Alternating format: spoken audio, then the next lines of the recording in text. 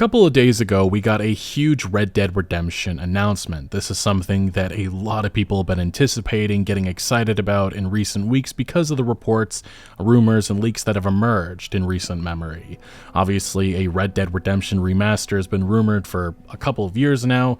There was some indication that it was going to be coming much sooner, but it seems like development may have been halted because of Grand Theft Auto 6.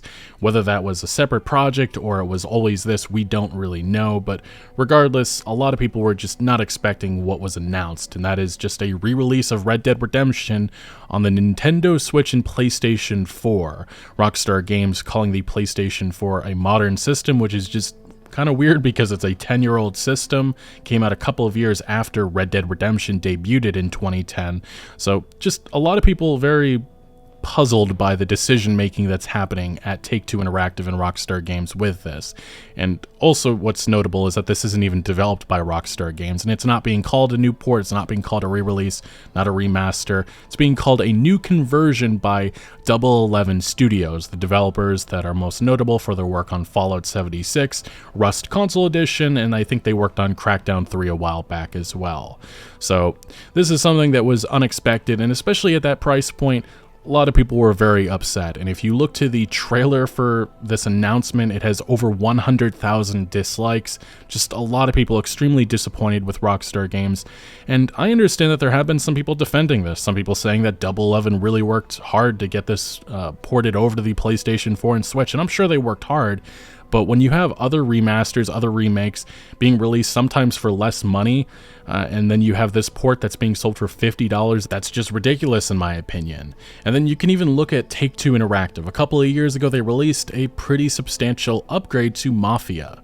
That was a game that came out, I think, like 15 to 20 years ago, beloved title, and it got a major facelift. It was a full-on remake, cutscenes, everything. It looks fantastic, it looked beautiful, and I believe it was only sold for about $40. So none of this makes any sense, and if you, again, look at the trailer, it has specifically 114,000 likes to only 36,000 likes. In the comment section, it's just extremely brutal, and it's gotten more brutal since this since the anger has grown. I have to give credit to Rockstar. They managed to not even reach my lowest expectations. Never fails to disappoint the community. Well deserved. You guys in Activision are making EA look like a saint. It's actually impressive that you guys went from the best and most respected game studios to the worst, most disrespectful game studio that can never not disappoint. And that really is the point that I've been trying to hit home on, especially those who are defending this. The last couple of years, this anger has just continued to grow because Rockstar's continually disappointed since Red Dead Redemption 2 released. We talked about this in my last video. All of the remasters, all the ports, it's just been mess after mess. GTA 5 E&E was lazy and it looked horrible, and that was the reaction that a lot of people gave in the debut trailer. I think you can look at the comment section and it absolutely roasts Rockstar. Then there's the GTA Trilogy Definitive Edition. That was another joke, not even really developed by Rockstar Games. Then there was the death of Red Dead Online. There's GTA Plus, which everybody's hated. So this anger, it's been growing for a while, and here we are at just another disappointment with this company and why people are concerned about the next Grand Theft Auto title, Grand Theft Auto 6. We'll see if Rockstar delivers on that front. They haven't disappointed with new releases yet, in my opinion. But we did see Take-Two Interactive. They finally commented on this re-release, this port, this new conversion as they're describing it, and they defended it, of course. Strauss Zelnick, the Take-Two CEO, saying $50 for Red Dead Redemption on Switch and PS4 is commercially accurate. I don't know where he's getting his... It doesn't make any sense in my opinion. Here we go. IGN asked Zelnick why the game was given that price point, especially considering that it's already available on Xbox via backwards compatibility for $30.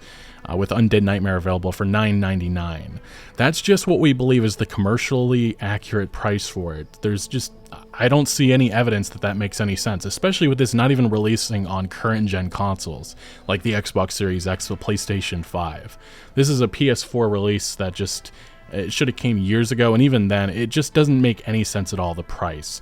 After Take-Two EVP of Finance Hannah Sage pointed out that the Switch and PS4 versions also included Undead Nightmare, it also doesn't include the multiplayer. I don't know why that's not being mentioned here, but the multiplayer for Red Dead Redemption was substantial, and those servers are still up for the Xbox players. Zelnick added that Undead Nightmare was a great standalone game in its own right when it was originally released, so we feel like it's a great bundle for the first time and certainly a great value for for consumers. This bundle has been together for a while now. The Game of the Year edition, hell, can be bought for $30. You can buy the physical edition for the Xbox version, the Xbox 360, and you can play it. I think you can get it brand new from Rockstar on Amazon and eBay for $30. So their defense doesn't make any sense at all, but I do fear that people are probably still going to buy it just because it is Red Dead Redemption. Now, we did have some further comments about this. Kotaku actually followed up with they got a statement via email. A Take-Two representative actually just declined to comment further on the game or Zelnick's answer. Take-Two also ignored questions about the existing backwards compatible Xbox 360 version. And again, I don't see why this isn't being sold for that exact same price point, $30. Zelnick was asked by IGN about a possible PC port of Red Dead Redemption and answered vaguely, telling the outlet he leaves those announcements for studios to make. It depends on the vision that the creative teams have for a title, and in the absence of having a powerful vision for something that we would do with a title, we might bring it back out in its original form. We've done that, and in certain instances we might remaster or remake, so it really depends on the title and how the label feels about it, the platform, and what we think the opportunity is for consumers. And to translate that long little paragraph, it means absolutely nothing because Zelnick is the perfect business executive. That man is still ripped. I mean, you see all those videos of that guy. He just remotely does not care at all about the creativity. But say what you will about Rockstar Games and Zelnick, but they're going to make a lot of money from this, and it'll probably work at the end of the day because that's what's happening with GTA Plus. We'll get to that in a second, but it's not stopping a lot of people from being very upset. You look to the Red Dead Redemption subreddit. I can buy a used Xbox 360 and Red Dead for the 360 for less money than the port alone. Very commercially accurate pricing here, Rockstar. As you can see, you can get a used copy, I believe, for $8, and you can get an Xbox 360 for about $30. In total, that's, again, less, even with taxes included, which is just... it's ridiculous. Do not buy Red Dead Redemption. This is something we talked about in my last video, but yeah, 12,000 upvotes, no graphical enhancements, no FPS enhancements, no multiplayer. And it wasn't hard to port. This is 100% the 360 version being ported for $50. Which, again, I'm sure that the developers at Double 11 probably worked really hard on this. I've seen some of the developers on it saying that this was a passion project for them. But when you look at the competition, when you look at what other developers have done for around that same amount of money, this is unacceptable in my opinion. That's why people like myself are calling this a lazy port and just a cash grab. We have another one. Is there a lore reason why Rockstar sucks? Yeah, and hates their fans? Are they dumb? A $50 price tag for a simple Red Dead Redemption port is crazy. The game is 13 years old, there's no multiplayer included, there aren't many visual improvements, and it isn't even releasing for PC or PS5 directly.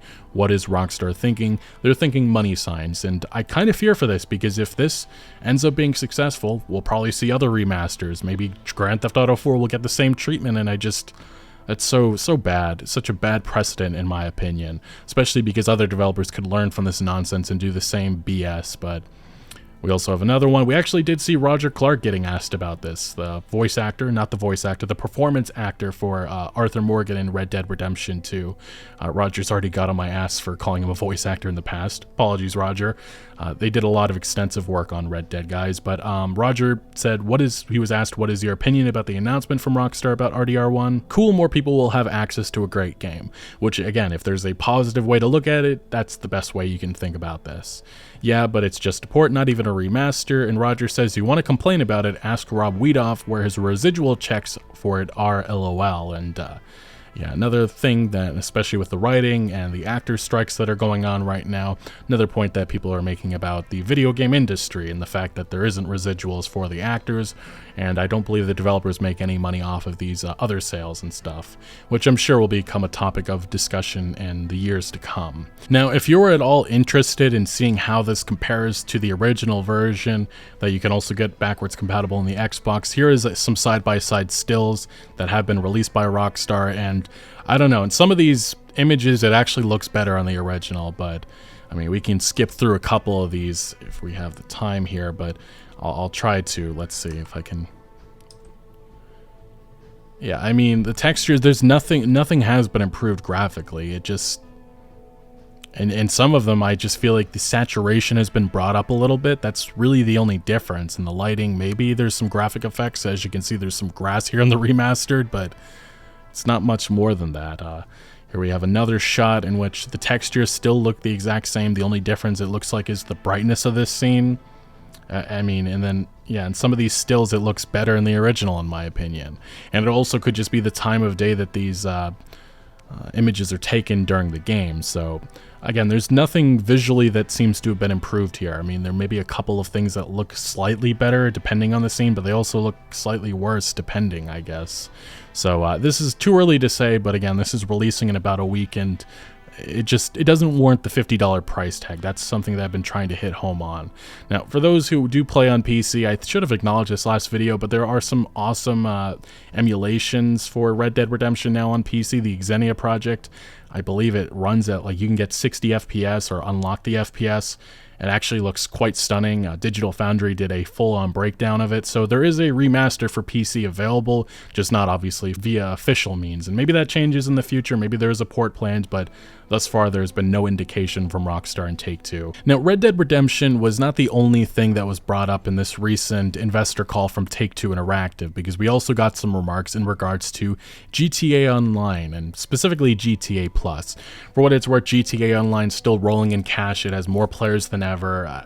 I mean, this is why this online component has been going on for so long, and GTA 6 has been in development for so long. They can take their time at Rockstar Games, which is slightly a benefit why Red Dead Redemption 2 ended up taking as long as it did, and ended up being as great as it was.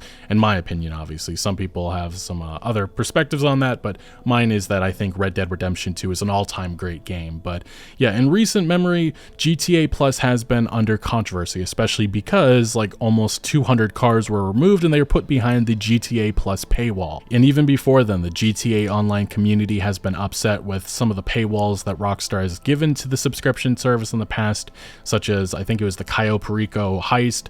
There were some rewards which you could only get if you were subscribed to it. So this is something that I am very concerned by, just because I know it's only going to get worse as time continues on, and especially once Grand Theft Auto 6 comes about, because that recurrent consumer spending, Take-Two is all about it, and especially their executives. The executives have their money directly linked to the microtransaction sales, which is not good news for consumers, especially those who do not like microtransactions.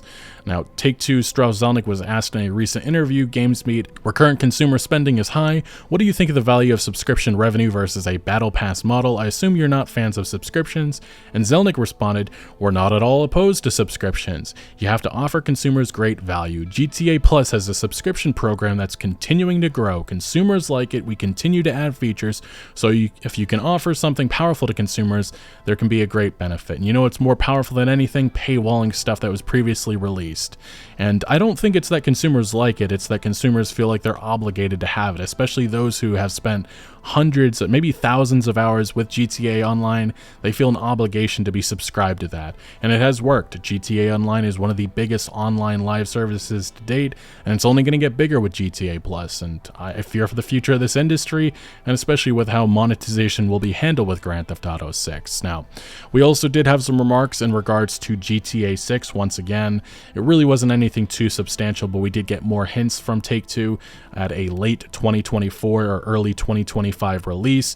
Take-Two's latest earnings report only has the barest direct mention of GTA 6, which says that active development is well underway on the game, the same wording that Rockstar used when it was announced over a year ago. It's clear from Take-Two's forecasting that GTA 6 won't be released within the 2024 fiscal year, something I don't think any of us expected, which ends on March 31st, 2024, though it was already unlikely that we would see the game that early, as I just said. Take-Two CEO Strauss Zelnick instead hinted that the 2025 fiscal year, which runs from April 2024 to March 2025, would have a significant inflection point, which we believe will include new record levels of operating performance. It's highly likely that the inflection point refers to Grand Theft Auto 6's release as one of the most highly anticipated games currently known to be in production. And more specifically, Take-Two is expecting a total of $8 billion in net bookings next year. This means versus the current fiscal year prediction of $5.5 billion, Take-Two is expecting an increase of $2.5 billion next year, and there's really only one game that can generate that much revenue, and that's going to be Grand Theft Auto 6, which will probably be released, I think, a little later than what Take-Two's saying. I'm still expecting a delay. I'm still expecting it probably in 2025, but we'll see what happens. Right now, there have been reports that date back around a year ago from Jason Schreier of Bloomberg, which indicated that Rockstar internally was expecting this game to release sometime in 2024, but I personally don't think we'll see that, just because Rockstar, their reputation with delays, it's been decades now. It seems like they're just notorious for it, and I'm sure that they want Grand Theft Auto 6 to have one of the best launches ever. They do not want to have any controversy associated with the launch. They want that single player to launch great, and then the online obviously probably will follow in the weeks afterwards. And that, of course, is when the real money will begin to be made by Rockstar and Take-Two, which will go on for who knows how long, maybe a decade, maybe 2 decades, because GTA Online,